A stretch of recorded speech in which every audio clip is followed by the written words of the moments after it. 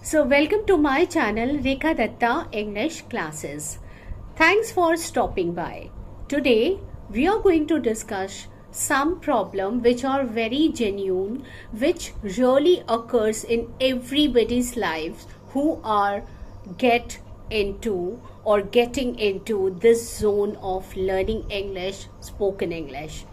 Now, first of all, one thing which really occurs in everybody's life, those who are getting into this journey, that is, they think that we are putting a lot of efforts to learn this language. We are doing our best. We are learning language. We are reading. We are writing.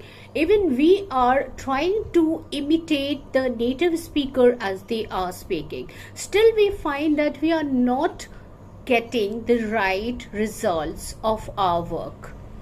We are not becoming fluent. We are not able to talk to someone, when it comes to talk spontaneously. So, the practical problem comes when you are really standing in front of someone and you want to speak in English and you are being asked a question and you are not able to reply. That is the most important time you feel that what is the use of learning English when I am not getting benefited by it. You start thinking now you need to quit it. You think that I'm going to give up on this point, I'm going to break up on this point because I'm not getting the right result. So today, first of all, let's see that what kind of problem really occurs in our life when we are speaking in English, when you try to speak English in a nice way and to become fluent. We need to think about it and we'll have to find the right solution too. So the problem occurs when you are accepting every suggestions given by the YouTubers. They are making videos and they are telling you do, and you exactly do the same. So in some channel, when you're watching it, they give a lot of emphasis on reading. They tell you read at least one page daily. What is going to happen when you are reading one page daily? Nothing is going to happen. No change will take place in your English speaking journey. They tell you, okay, so morning time is for reading newspaper, read newspaper. So you are very much engulfed in reading newspaper. Someone says you should write one page every day if you really want to become fluent. So what you do that, you become very confused. Oh my God, I need to write one page daily because I've been given instruction by someone. So you start writing. You don't see whether you're making mistake or not, because someone told you that you don't need to see that whether you are making any mistake. You need to just go on with your practices, your practice of writing, your practices of speaking. Whatever you are doing, just go on doing it. But actually it doesn't happen like this. If you're making some mistake, if you are creating some grammar error in your writing, in your speech, and you are continuing with that without bothering for it to be corrected by someone, in your whole life you are going to speak wrong English. At least you need someone who is going to guide you, to mentor you, to tell you that this is the point where you are making mistake, you need to correct it. So you need a guidance, I need a kind of a person always who is standing by your side. So that is different thing. What I was telling you, that you people are very much confused with lots of stuffs around you. So, and what you do, that you think that every day you need to practice. That is really acceptable, that every day practice is needed. But if you are giving your mind into different zones, reading is also needed, writing is also needed, listening is also needed. So 124-hour you are getting 12 hours for yourself. Maybe if you are not working, if you are free, so in 12 hours what you are doing, then in spite of doing all your essential work which are mandatory for you to follow, you have 3 to 4 hours for practicing English. So in 3 to 4 hours, what you do that you force yourself to do all the aspects of learning. 4 skills of learning: reading, writing, listening, and speaking. So you don't want to leave any one of that. You want to work on, all these 4 things should be there. Every day you are working on it. So when you are working on this aspect and you are not getting accomplished, you are not satisfied with whatever you are doing, just every day you are touching up on those things. You are reading one page, you are writing one page, you are listening some videos. It's okay for you. Don't do it. Why are you in so hurry? Why don't you go through the process? Slowly, smoothly, you should move forward instead of, hurrying over the issue here that, oh my God, I need to complete everything. Don't do it. So at the end of the day, when you are juggling up with your English speaking journey and you want to be in every area, you want to cover up all the things, you want to step in every aspect. I need to do this thing too, that thing too. In 2 or 3 hours, you want to complete everything. And you become confused. It becomes very complicated for you to learn English. And you start getting bored, monotonous. And you start, cribbing, complaining, fretting, and fuming. Thinking that, oh my God, this language is so tough. So I can't deal with it. I'm gonna quit it. I'm gonna quit. I can't deal with it. I'm gonna quit. So you end up quitting this language, and then again something happens to you. Again, get a motivation. Oh my God, why did I quit it? I need to be very constant. Then again you start working on your English journey. So you are not very consistent actually. You are getting ahead in bits and pieces, not in a very continuous form, or you can say in a that in a process. You are not reaching to your top, the culmination, the place where you really want to get into. And you know what happens? Someone tells you that listening is the best method for you to become fluent, to get the hang of the language. So start listening, because someone has told you that this is the only mool mantra which is going to make you fluent, because you need a kind of environment of English around you. I do agree on this point. To some extent, it is really, really true that you need to listen a lot.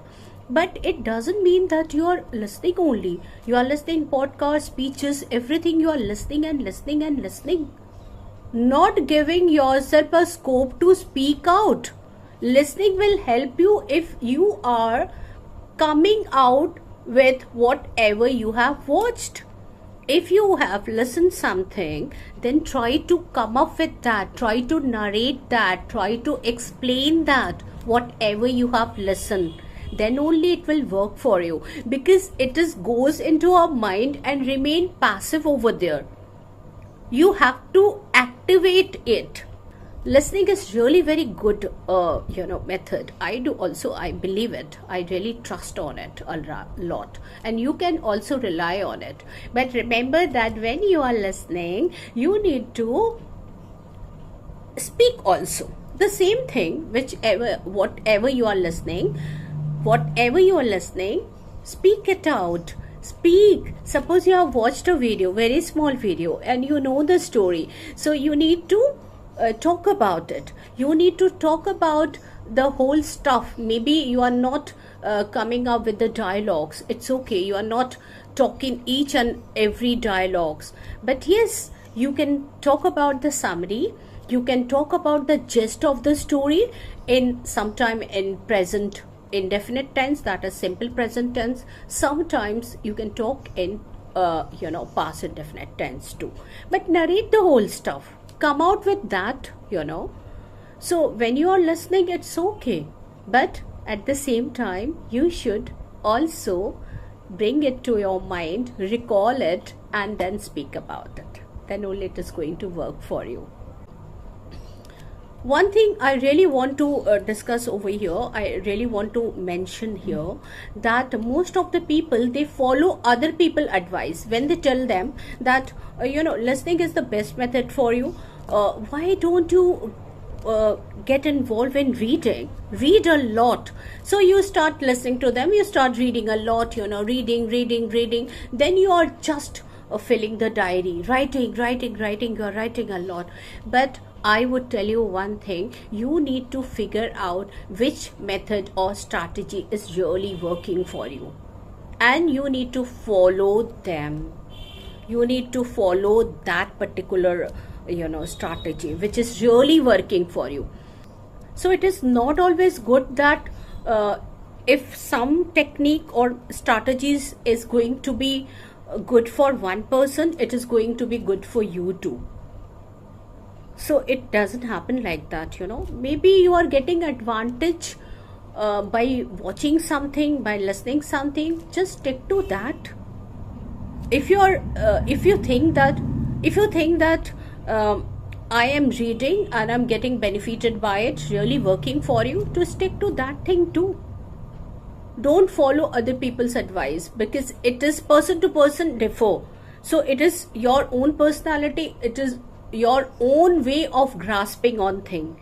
You know better that which strategy or technique is going to be suitable for you, and you should work on that. So here one more aspect I would like to mention, that we people are very much into learning the passive theory. Theory means, what you are in the habit of collecting, assimilating a lot of theory stuff. It means you are searching for words, vocabularies, and how it works. I mean, you are exploring a lot or knowing the grammar stuff too. How does it work? Okay, so what is the use of in spite of? How it is working in the sentence? How should I use, provided that? Or how should I use, despite or something else, So you are very much into knowing. You are very eager. You are very, impatience to learn all these aspects. How does it goes, how does it work, how all the grammar aspects work. Where should I use this having or being or something? People are very much concerned about it, and they put all your attention, all your efforts into knowing these aspects. How does it work? How can I use in my sentences these things? But practically they are not doing it. So in a day you will find that there are lots of people who are collecting a lot of stuff, writing down in their notebook, and it remain passively over there because you are not bringing them into practice. Okay, so if you have chosen one thing, suppose you have chosen that is use of being. Okay, so use of being, that where do we use of being? Use of being is okay. So instead of just knowing the theory, that the rules, that it works like that, try to use in your sentences quite a couple of time. Repeat it, speak it, till it becomes a part of your brain, till it gets etched in your mind. Then only it will work for you. You need to do everything which you are looking up. It should go into your mind very practically. So you should get the habit of using it, putting them into practice. Practically you should know how you are going to speak, because the bottom line is, whatever you are doing, the ultimate thing is you need to speak. Speaking is the most important thing. So when you are not speaking, when you are not putting those words into the right kind of sentences, and you are practicing, it will not work for you. Knowing a lot of rules of grammar and writing them down and understanding them will not work for you if you are not using in your daily conversation those aspects. Keep reading whatever you love to read. There is no single book which will make you fluent. So read because you love to read, because you love to read that content. So you are too focused on the theory part that I will grasp a lot of grammar. And dear, one thing also I want to mention here, because these things are very much tested and verified by me, that if you love to do something, just go on doing that. Stick to that. Get into that zone if you love to do that. Don't ever get into something forcefully, because then ultimately it gets monotonous. You get bored, then you don't want to do it anymore. So if you love doing it something, just go on doing it. You love to listen something, listen it heartfully, listen it with patience, and then narrate the whole stuff, whichever you have watched, whatever you have seen. Okay, then it would work for you. But if you are doing something half-heartedly, just thinking, oh my god, I need to do practice today, I'm feeling sleepy today, but still I need to complete this thing, remember, just trust me, it is not going to work. It will not make you fluent. Rather, you will develop a kind of irritable attitude of yours working towards this thing. Oh my god, then it would become a kind of compulsion for you. Anything, everything, whatever you take, first you like to learn to love it, and with a very generous heart try to adopt those things, then it is going to give you right result. But if you are doing something, just forcing yourself to do something, every day you are giving yourself a nudge, no, you need to do it, you need to complete it before sleeping, remember, you need to write a story, you need to do this. So when you are doing this and your body and mind is not allowing you to do that, but still you are doing it because you have written in your plan that I must complete it before sleeping. So what happens? You become irritated. Oh my god, I have to do this thing too. Sleep a sound sleep and get up early in the morning, and with a fresh mind try to again put yourself into practice. So here one thing more I want to mention over here, that people are obsessed with adopting the fake accent. So why I'm calling it a fake accent? I'm calling it a fake accent because you are living in Jharkhand, in the remote area of our country, but still you are imitating those native speakers who are living in America and USA. Why are you doing it? It will be called a fake accent. Our India has a very good accent, we Indian people are speaking very good English. So why don't you adopt this standard Indian English instead of running after these native speaker? Now English being a global language, everybody is speaking in English. It is not restricted to their country only. Okay, now everybody is speaking in English, so you can adopt a very good accent of your own country rather than running after them to learn the fake accent. Because when you start speaking this kind of accent, you are getting humiliated, or people are going to laugh at you, mock at you. Oh my god, just look at him. So okay, so if you like my video for today, I'm gonna make a lot of video like this. Okay, so please like, subscribe and share my video. Thank you.